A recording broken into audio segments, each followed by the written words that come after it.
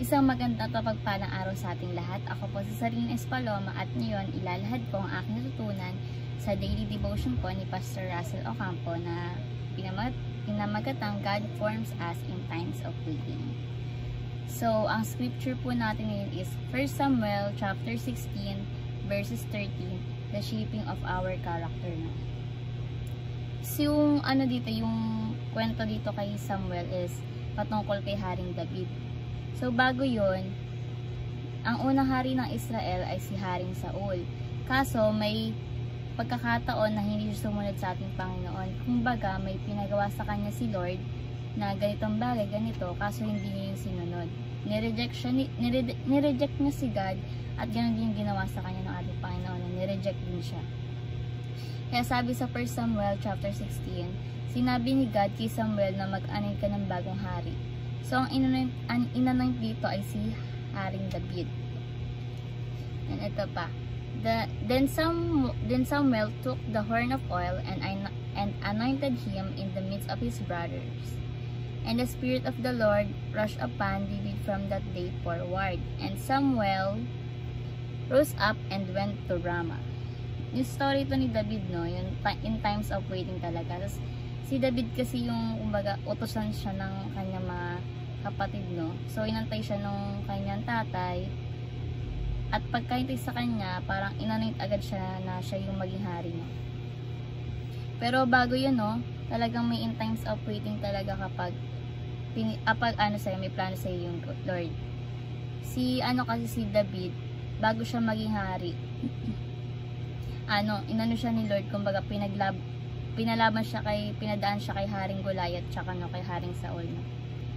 Bago siya maging king. Kumbaga sinanay talaga siya para maging handa siya sa anumang laban na hamunin niya at ibigay sa kanya ng ating Panginoon. So sa teaching po ni Pastor Russell, number 1 is God prepares David in times of waiting. Dito inanoint na si David para maging hari. Pero times of waiting, yung times of waiting na yun, hindi yun nakatunganga, naghihintay na maging hari ka, no? Dito talaga is parang pine-prepare na talaga si David para maging hari.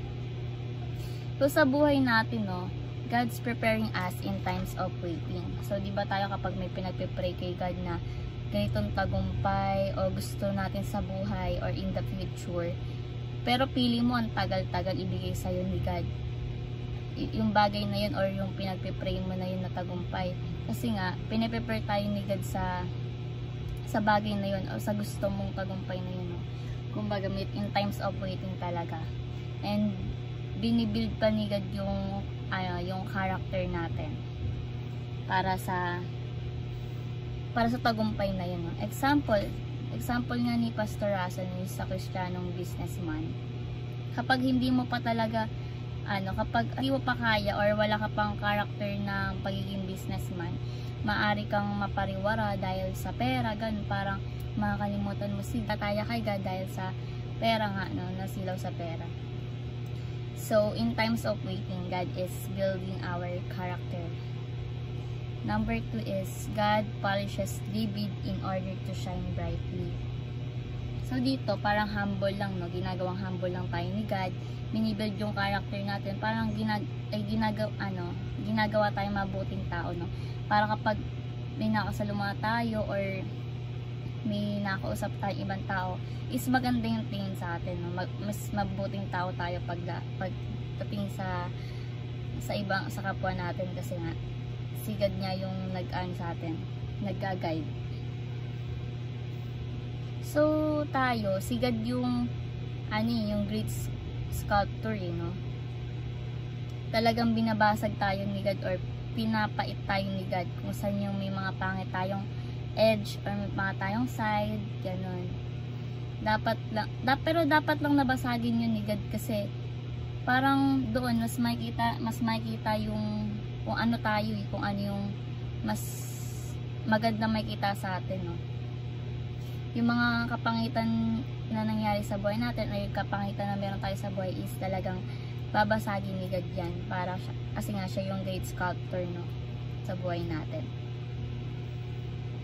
Ganun din, God polishes David in order to shine brightly, no? Like sa atin, no, pinapolish tayo ni God, inaayos tayo ni God, kinikinis tayo ni God, o pinapakintab tayo ni God, no? In order to shine brightly for the glory of God. Ganun nga. So, parang nga, pag nakita tayo ng ibang, or kapag umarap tayo sa ibang tao, is talagang magbabright yung tingin nila sa atin. Kaya laging natin isipin na God is preparing us and polishing us. Number 2 is God prospers David in all he does. Pinagpapala si David sa lahat ng kanyang ginagawa. Sabi nga po ni Pastor Russell sa 1 Samuel chapter 18 verses 14, in everything he did, he had great success because the Lord was with him. So ganun din tayo sa buhay. Ganun tayo sa buhay. Kapag kasama natin yung Diyos, ay talagang mayroong katagumpayan na mangyayari sa ating buhay. Kasi kasama nga rin si God, no? Kumbaga, sa Kanya nagmumula yung tagumpay na nakakamit natin sa buhay. Yan. So, ang application natin today is number 1, endure the shaping of our character. Sabi dito, no, para tayong isang bloke ng marble, nakikita ni God yung the best version natin, no, ng sarili natin. The best version ng sarili natin doon sa marble, sa malaking marble na yun. At syempre, para lumabas yung version natin na yun, hindi tayo basagin ni God. Kumbaga yung mga pangit na ugali natin or character natin, hindi yun basagin ni God. Para makita nga yung best version ng sarili natin. So sabi nga ni Pastor Russell, no, kapag minumol tayo ni Lord, kumbaga pinapait tayo ni Lord, parang inaano niya tayo yung pinakamagandang obra natin sa buhay, no?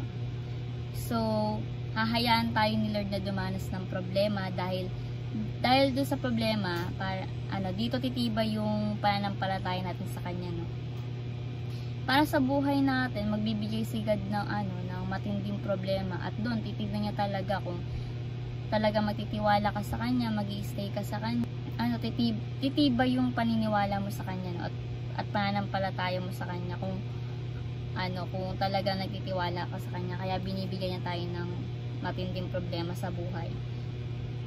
Dahil ang problema, magpapatatag sa sarili natin, magpapatatag sa communicate natin kay God, at mas lalo tayong kakapit sa ating Panginoon. Di ba kapag may problema tayo, is talagang, Lord, todo prayer talaga eh. Kaya, ayun, sinasabi dito ni Pastor Russell na minumol tayo ni God, no?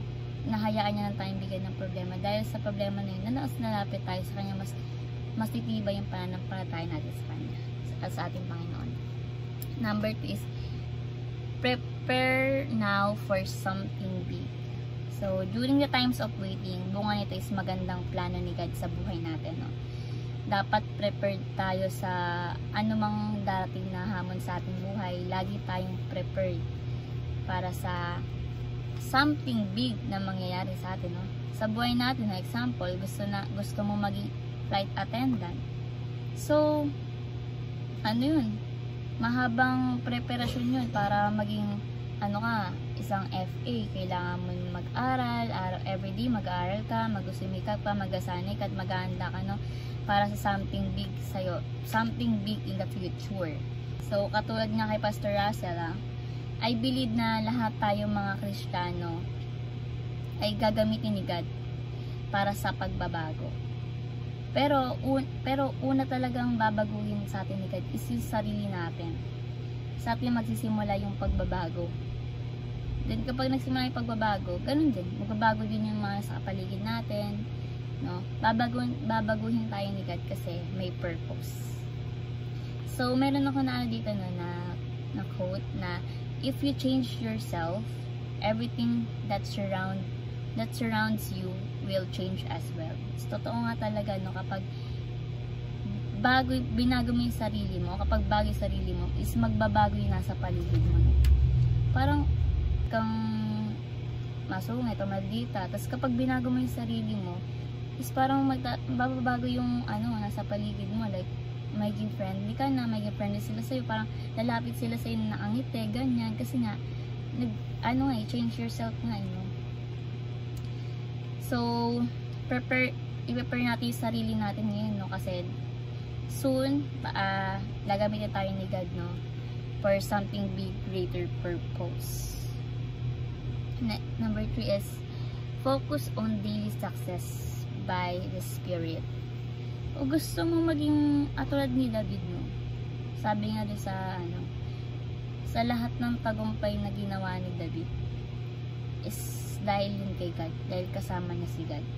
So, ganoon din tayo, no? Kung gusto mo maging matagumpay ang taon mo o araw-araw mo, make sure na successful yung bawat buwan ng taon mo, 'di ba?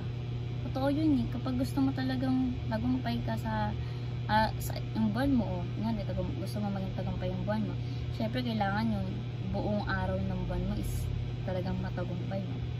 Ganon din sa life, no? Kung gusto mo maging successful in life, talagang pag sumikapan mo na maging matagumpay ka sa araw-araw, no? At hindi ka magpapadaig sa anumang negative na nasa paligid mo, no? So, gagawin natin yan sa pamamagitan ng pagpapalakas ng Santong Espiritu sa ating buhay. Siyempre with God, ating Panginoon, kasama natin yan. Dahil sa Kanya talaga magmumula lahat. Ngayon din sa buhay natin, lahat ng tagumpay na ating nagawa o magagawa because of God. Dahil kasama natin siya, no? Like, lahat ng achievements natin sa buhay is talagang galing sa Diyos. Dahil kung wala si God, kung wala tayong prayer na ginagawa para sa Kanya, is hindi tayo magtatagumpay, diba? Ay parang negative na lang yung mangyayari sa paligid mo. Kaya yun, always remember na si God talaga yung punot-dulot ng lahat kung bakit tayo tatagumpay sa buhay at sa araw-araw. So, yung application natin is endure the shaping of our character, prepare now for something big, and focus on daily success by His Spirit, no? Dahil yun sa Spirit na naan natin. Yun nga. Ang ating ulit na scripture is 1 Samuel chapter 16 verse 13, the shaping of our character, no? So, yung lesson rin dito is talagang kapag will sa'yo ni God is talaga ibibigay na sa'yo. Syempre, kailangan natin sumunod sa Kanya, kailangan natin sumampalataya sa Kanya dahil may tagumpay tayo na makakamit in the end. So, ayun lang po ang natutunan sa daily devotion po ni Pastor Russell Ocampo. Thank you po sa pakikinig at God bless po sa ating lahat.